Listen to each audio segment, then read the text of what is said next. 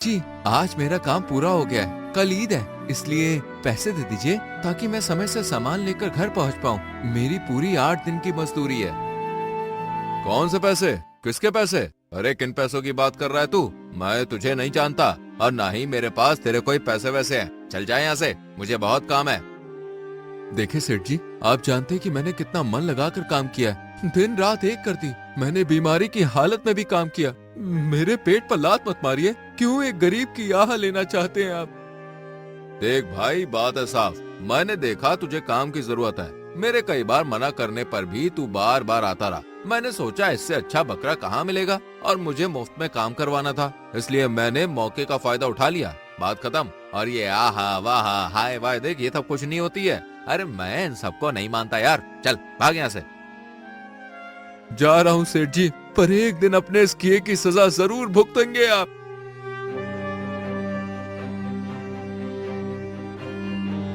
जमील आंखों में आंसू लिए वहाँ से खाली हाथ लौट आता है। उसे अपने बच्चों की सारी फरमाइशें और जरूरतें याद आ जाती हैं।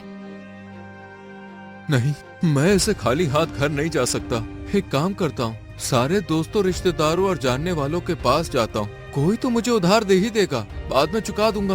बच्चों की ईद तो मन ही जाएगी। एक काम करता हूँ, अपने छोटे भाई के पास जाता हूँ। वो बहुत धनी है, वो मेरी मदद जरूर करेगा।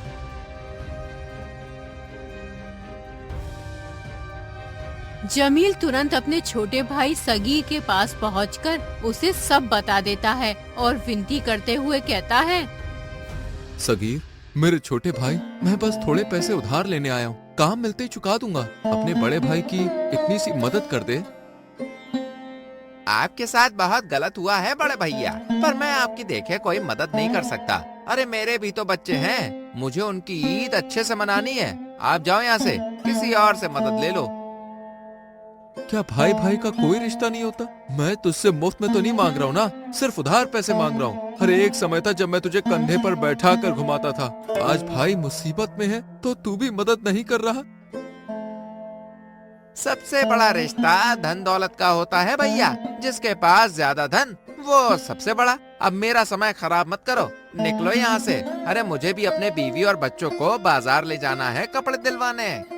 जमील आंखों में आंसू लिए वहाँ से आ जाता है। हर जगह धक्के खाता है, सबके हाथ जोड़ता है, पाँव पड़ता है, पर कोई उसकी मदद नहीं करता। थका हारा जमील खाली हाथ घर लौट आता है।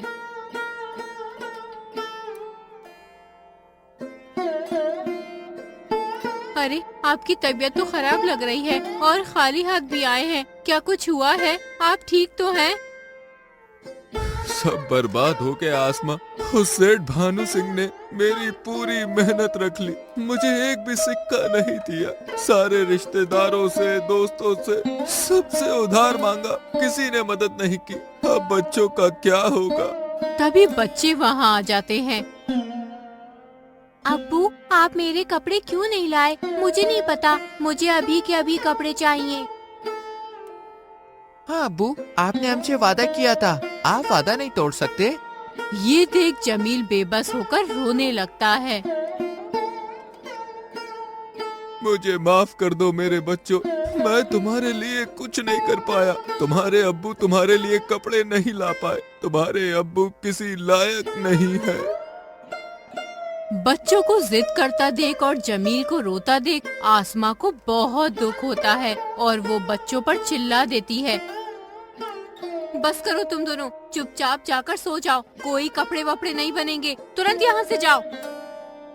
दोनों बच्चे रोने लगते हैं और अंदर चले जाते हैं। ये देख दोनों पति पत्नी सोच में पड़ जाते हैं। आप चिंता न करो जी, मैं इन बच्चों के पुराने कपड़ों में अपने पुराने सूट का पेबंद लगाकर उनको नए जैसा बना दूंगी। बच्चों को बहला दूंगी मैं, आप फिक्र मत करो, सो जाओ, मैं बच्चों के कपड़े बनाती हूँ। जमील की पूरी रात आंसुओं से भर जाती है और आसमा पूरी रात जागकर पुराने फटे कपड़ों को नया बनाने की कोशिश करने लगती है। खुद के लिए भी एक ऐसा ही सूट बना लेती है। अगली सुबह के साथ ईद भी हो जाती है। हर तरफ रौनकें ही रौनकें थी। सब लोग अच्छे से ईद मना रहे थे।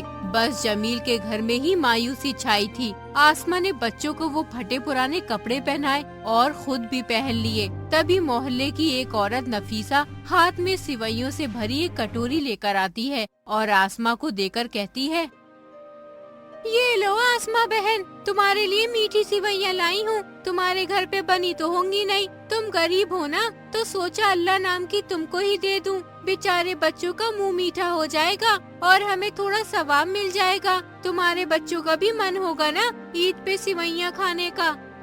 नफीसा बहन, हम गरीब हैं, मजदूर हैं, पर भिखारी नहीं हैं, जो आप अल्लाह नाम का देने आ गई। हम लोग मेहनत मजदूरी करके ही पेट भरते हैं, किसी से मांग कर नहीं भरते। इज्जत हमें भी प्यारी है।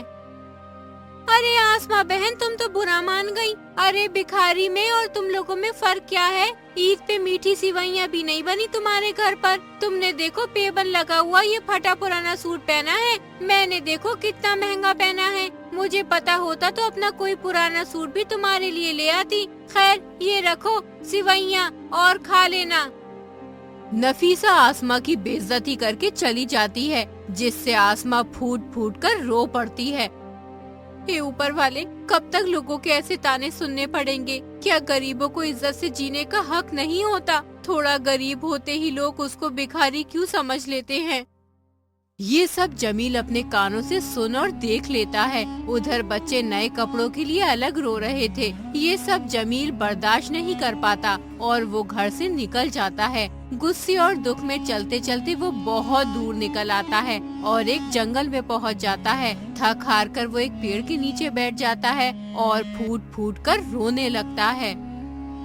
हे ऊपर वाले, क्यों मुझे गरीबी के अभिशाप से नवाज दिया? क्यों मुझे ऐसी सजा दे रहा है? मैंने तो कभी किसी का कुछ भी गलत नहीं किया, ना ही कभी मेहनत करने से पीछे हटा। फिर क्यों मैं अपने परिवार को नहीं पाल पा रहा? क्यों मेरे बच्चों की ईद सूनी है? क्या वो ईद पे बाकी बच्चों की तरह नए कपड़े नहीं पहन सकते? क्यों मेरी पत्नी को औरतों के ताने सुनने पड़ते हैं? आखिर क्यों? जमील जोर जोर से रोने लगता है। उसकी तड़प और उसकी बेबसी के आंसू उस पेड़ की जड़ में गिर जाते हैं, जिससे वो मुरझाया हुआ पेड़ अचानक सुनहरे रंग में बदल जाता है और पेड़ से एक रहस्यमय आवाज आती है। आज से तेरी सारी समस्याएं खत्म ए इंसान। आज के बाद तू अपनी जिंदगी में जो चाहेगा वो मिलेगा। बता तुझे क्या चाहिए?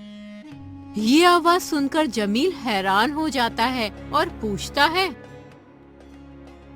कौन हो तुम? क्या तुम भी मेरी गरीबी और मेरी बेबसी का मजाक उड़ा रहे हो? नहीं ऐ इंसान, मैं बरसों से सूखा था।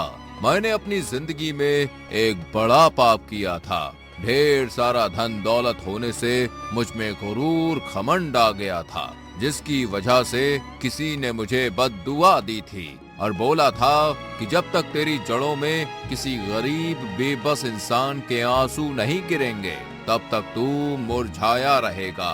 और आज तेरी बेबसी के आंसुओं से मैं फिर से पहले की तरह चमकीला हो गया। तेरा बहुत बहुत धन्यवाद। बोल, इस उपकार के बदले तुझे क्या चाहिए? अगर ऐसा है तो मुझे इतनी दौलत, इतना धन दे जिससे मेरे जीवन से गरीबी का नाम मिट जाए। मैं अपने बच्चों और पत्नी को दुनिया की सारी खुशियाँ दे पाऊँ। बोल, ऐसा कर पाएगा? तभी उस पेड़ से सोने के सिक्के गिरने लगते हैं। इतने सारे सोने के सिक्के उस सुनहरे पेड़ से झड़ते देख जमील की खुशी का ठिकाना नहीं रहता। जितने तुझे चाहिए सब ले ले। तेरे बुरे दिन दूर हुए। ये सिक्के तुझे गांव का सबसे धनी इंसान बना देंगे। बहुत बहुत शुक्रिया। ये तो मुझ गरीब पर ऊपर वाले का ही कोई चमत्कार है। मैं अभी घर जाता हूँ। बच्चे और आसमा तो खुशी हो जाएंगे और अब मैं अपना इलाज भी करवा लूंगा और पहले जैसा स्वस्थ हो जाऊंगा। जमील ढेर सारे सिक्के लेकर बाजार जाता है और बच्चों के लिए ढेर सारे कपड़े, नए जूते, खाने का सामान, बीवी के लिए कपड़े और बहुत कुछ लेकर जाता है। वो सब सामान देख आसमा हैरानी हो जाती है। इतना सब कुछ कहाँ से लाए जी? ये सब कैसे हुआ? मुझे सच सच बताइए जी। जमील पूरी कहानी आसमा को बताता है। उसके बाद दोनों बच्चे और पति पत्नी अच्छे से ईद मनाते हैं। पूरे मोहल्ले में मिठाई बंटवाते हैं। ये ईद उनको किस्मत से मिली थी और कुछ ही समय में जमील गांव का सबसे धनी इंसान बन जाता है। जमील पे तो किस्मत मेहरबान हो गई, पर सबकी किस्मत इतनी अच्छी नहीं होती। आज भी ऐसे लोग हैं जो हम लोगों के सामने ऐसी ही ईद मनाते हैं। इसलिए अपने आसपास के लोगों का ध्यान रखें। ईद मनाने का हक सबका है, इसलिए सबकी मदद करें और उनको भी खुशियों में शामिल करें।